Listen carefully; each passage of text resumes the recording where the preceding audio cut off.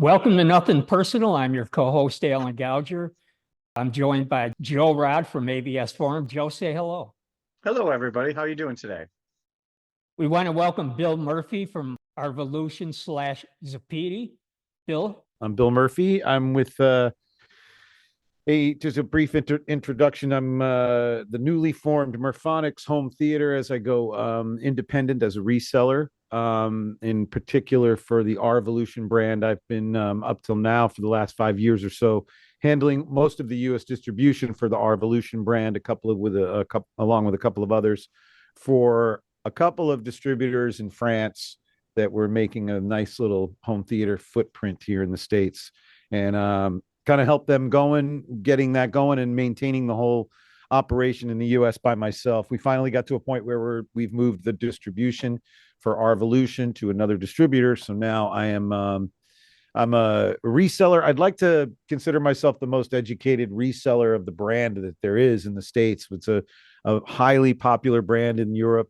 And in the States, I've been basically handling every sale and every customer support situation since they've been, and to tell you the truth, it's a big learning curve. And I'm here to tell you a little bit about that, share that with you. And it took me a while to learn, but at this point, I'm your R-Volution point man, if you will. Right now, the R-Volution line has 4 models. Now, Alan, I think there's a little history here that we could share with everybody about your experience, because I remember you as, if I'm getting this correct, I believe you're the owner of the original Zappiti NAS, That's right? correct. Okay, Yes. and that is the product that has since been modified in the new version of R-Volution. We're basically talking about Zappiti equipment, but because of a technicality, to share just a little bit of the politics behind this, there was an owner involved with Zappiti in Europe, resulting in us not being able to use the Zappiti name anymore. It's our technology.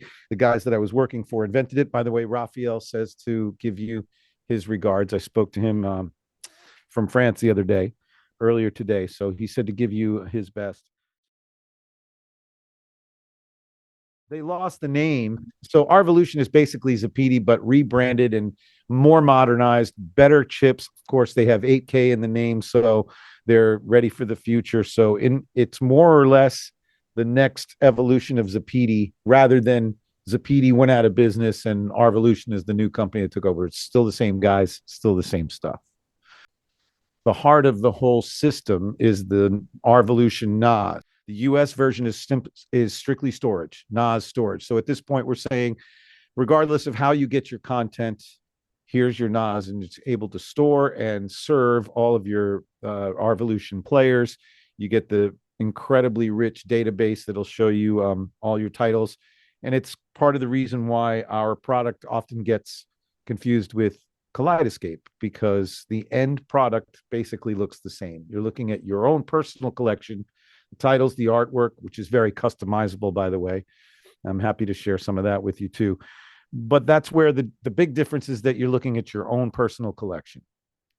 You'd have production houses that like to store archives of film that they've used, productions that they've had, so they can recall it instantly. They make artwork for it and categorize it in the R-Volution system, just like you would with your commercial movies. So there's any number of uses for it. And the NAS is the basic storage, 8 removable hard drive bays, RAID 5.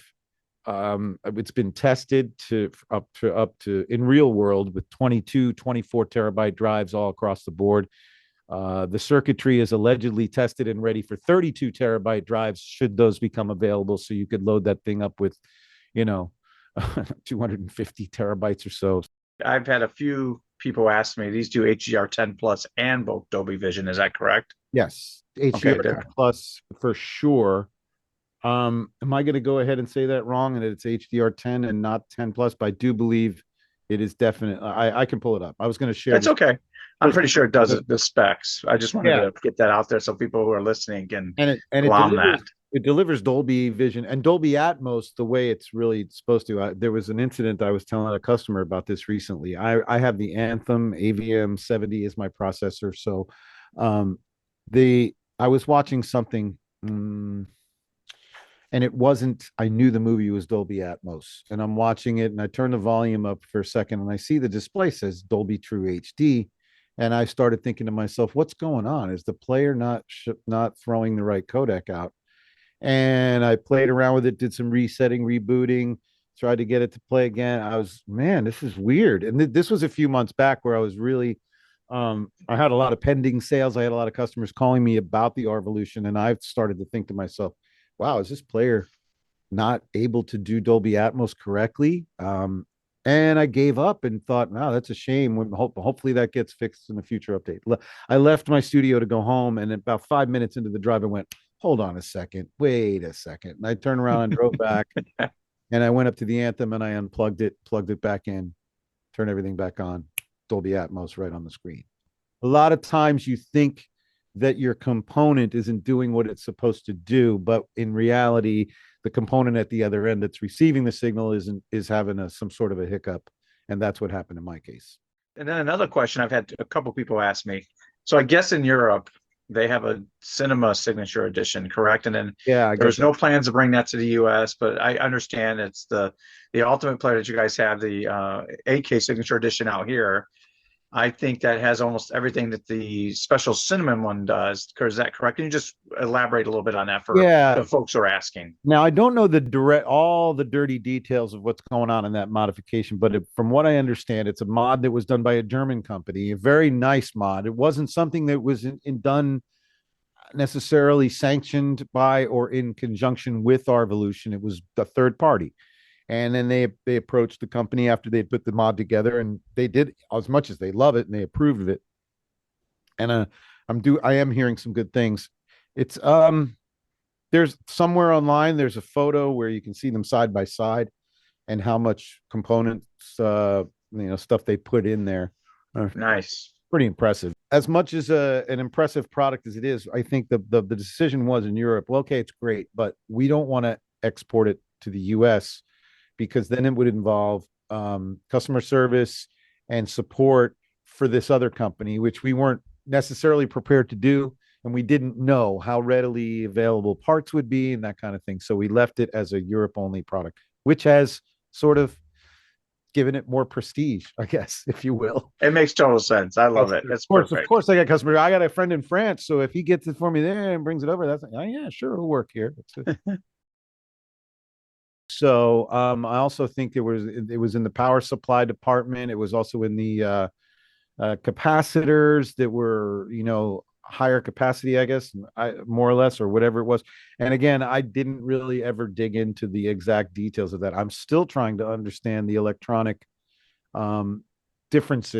detailed differences between the Player One and the Pro 8K. Since the Pro 8K is so much newer, I do know that there's more proprietary components in that'll actually have the R-Volution brand stamped on them, and they have very specific tasks that they take care of. But to be totally honest with you, I mean, until I actually get to sit in a very, very, very high end room where differences like that can be discernible, I think for the average consumer, the Pro and the Player One pretty much perform about the same. Maybe longevity and $250,000 rooms, you may see a huge difference with the Pro 8K.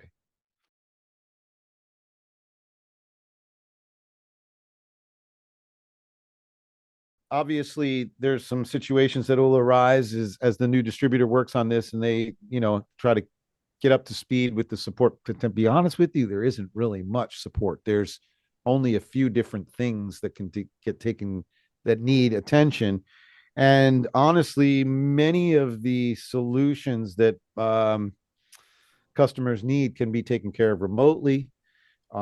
Not necessarily anything that I know off the top of my head that I can just jump on my computer and fix for somebody, but something gets out of my scope, I can turn it over to the guys in France, and they have all ways of getting in there with the token number remotely, making ideal settings for you. Your NAS with your R-Volution player now has a statistics category where you can look and see the health of your disks.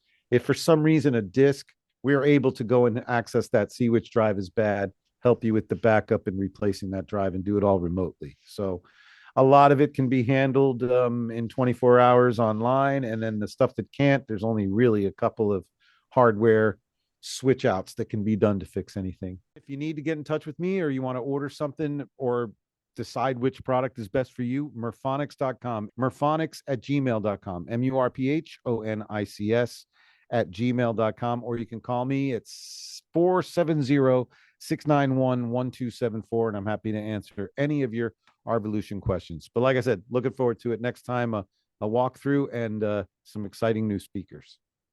All right, Bill, thank you for your time. Thank you, Alan. Appreciate it, guys. From Joe, Rod, and myself, until the next episode, thank you.